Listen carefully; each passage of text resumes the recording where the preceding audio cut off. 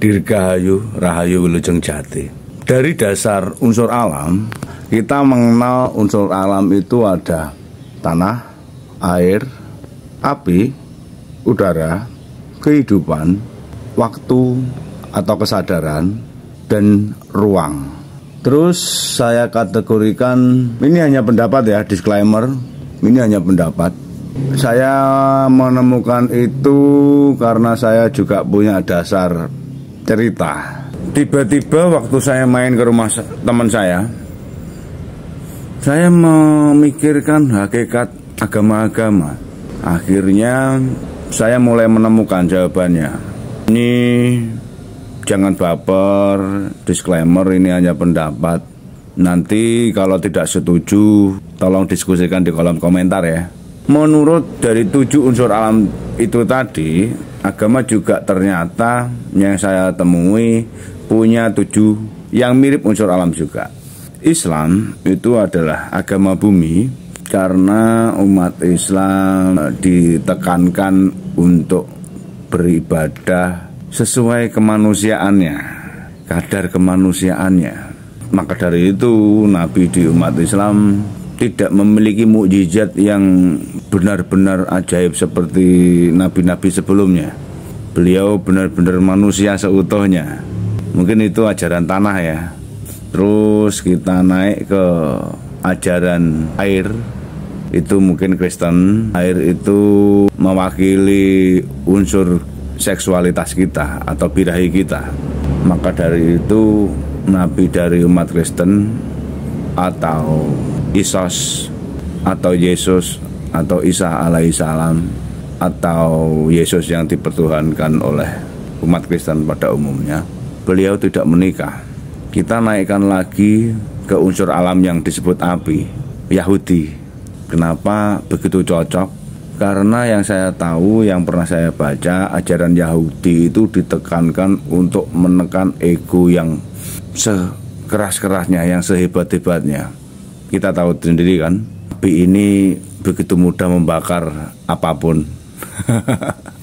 Terus kita naik lagi ke ajaran udara. Mungkin ajaran udara ini lebih tepatnya adalah Buddha.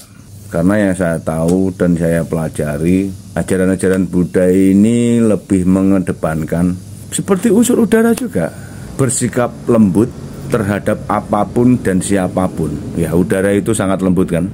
Oke. Setelah ajaran udara, kita naik lagi ke ajaran kehidupan, unsur alam kehidupan.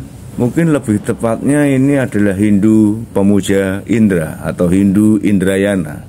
Ajaran itu lebih menekankan kepada kasta. Kasta ini banyak yang salah persepsi kalau saya bilang ya. Mungkin kalau asumsi saya tentang kasta, kasta ini adalah penugasan. Karena kasta berasal dari kata hasta. Hasta itu atau tangan atau perbuatan. Maka dari itu ada kasta. Misal yang saat ini kita mengenal kasta itu ada 4 ya. Kalau menurut saya ada 5. Mungkin mulai dari yang pertama, ada kasta Candala atau kasta Dalit atau kaum alit, orang kecil. Kasta Candala ini adalah kasta orang-orang yang tidak memiliki rumah, orang-orang gila mungkin, gelandangan. Terus ada lagi kasta Sudra. Kasta Sudra ini adalah kaum peternak, petani, tukang, saudagar atau pedagang. Saya masukkan ke kasta Sudra. Meskipun nanti ada sub kasta yang lain ya, tapi saya masukkan ke kasta Sudra. Itu penugasannya ya memang menjadi Sudra. Jadi bukan untuk menghinakan, bukan untuk memuliakan, bukan ya. Yang saya tahu kasta itu adalah penugasan. Terus ada lagi kasta kesatria, yang tugasnya melindungi, mengayomi, semuanya itu tadi. Ada lagi kasta Brahmana. Kasta Brahmana ini adalah kasta yang tugasnya memberi atau menyampaikan atau andum kawruh, membagikan pengetahuannya untuk berbagai pihak. Ini kasta Brahmana, tugasnya memang menjadi guru mungkin ya. Nanti ada lagi kasta raja. Kasta raja ini adalah kasta yang harus bisa menjadi kelima-limanya.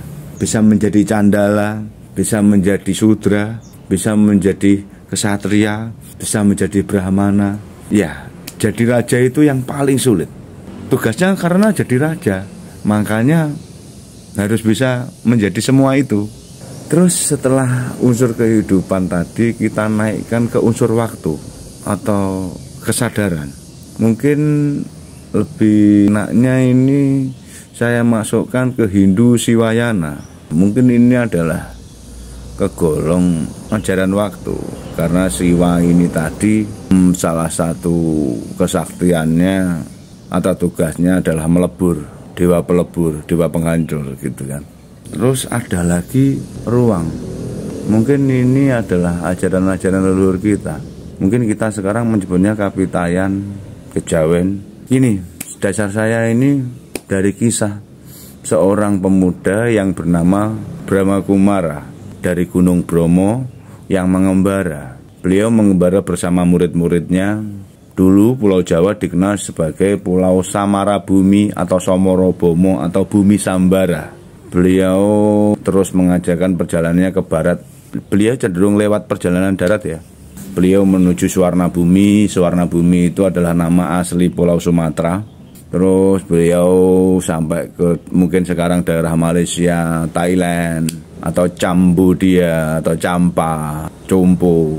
Di Champa ini beliau, Brahma Kumara ini menikah dengan seorang gadis yang bernama Kenturah. Konon ceritanya Kenturah ini adalah budak seks. Oleh Brahma Kumara, Kenturah ini dimerdekakan dan diganti namanya menjadi Hagar. Dan beliau melalui Champa juga ajarannya menyebar ke daerah Cina, akhirnya dikenal dengan Dao atau Tao. Dan ajaran beliau juga berkembang di daerah Jepang yang dikenal dengan Shinto. Shinto ini mungkin mirip dengan Sindu atau Sunda. Sunda itu artinya anak-anak cahaya. Shinto itu kalau saya pernah membaca adalah Shinto, itu Shin itu sinar, To itu ya ta, seperti tartata gitu, sinar yang tertata. Mungkin ajaran leluhur kita dulu juga dikenal dengan Sinatra Dharma, sinar yang tertata, atau Dharma itu kebenaran, sinar kebenaran yang tertata. Makanya agama Shinto di Jepang itu punya ritual yang cenderung mirip dengan mungkin keharingan, mungkin kejawen, mungkin kapitayan. Kalau pagi hari mau penganut ajaran itu menghadap ke timur, Shinto juga banyak memiliki kesamaan. Terus kembali ke kisah Brahma Kumara tadi ya. Setelah Brahma Kumara dari Champa atau Cambodia, beliau meneruskan perjalanannya ke India. Di India, beliau tidak dikenal lagi dengan nama Brahma Kumara, tapi disebut Brahma. Kami pernah ngobrol dengan teman-teman Hindu ya. Mereka mengklaim bahwa ajaran mereka adalah ajaran Abrahamik.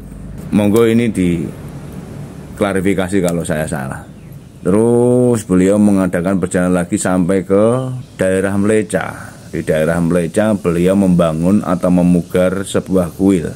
Dan kuil itu disebut Gaba di kota Mlecha, dan kuilnya disebut Gaba. Gaba ini adalah gabungan Garba dan Graha. Konon ceritanya kuil Gaba ini di bawahnya memiliki sumber mata air. Mirip sama Mekah, Mlecha, Gaba, Ka'bah. Sumber air yang di bawah Gaba mungkin disebut Zam-Zam. Oke. Setelahnya itu beliau mengadakan perjalanan sampai ke daerah Kan'an. Di daerah Kan'an beliau tidak dikenal lagi dengan nama Brahma seperti di India tadi, tapi dikenal dengan nama Ibrahma. Setelah itu beliau menikah dengan seorang yang bernama Sarah. Dan Sarah pun tidak mau serumah dengan Hagar, karena Hagar memiliki latar belakang yang tidak disukai oleh Sarah. Akhirnya Hagar pun dikembalikan ke kota Mlecha. Dari situ saya simpulkan 7 agama itu tadi ternyata sama juga seperti 7 unsur alam. Mugi manfaat dulur, tancap kayon.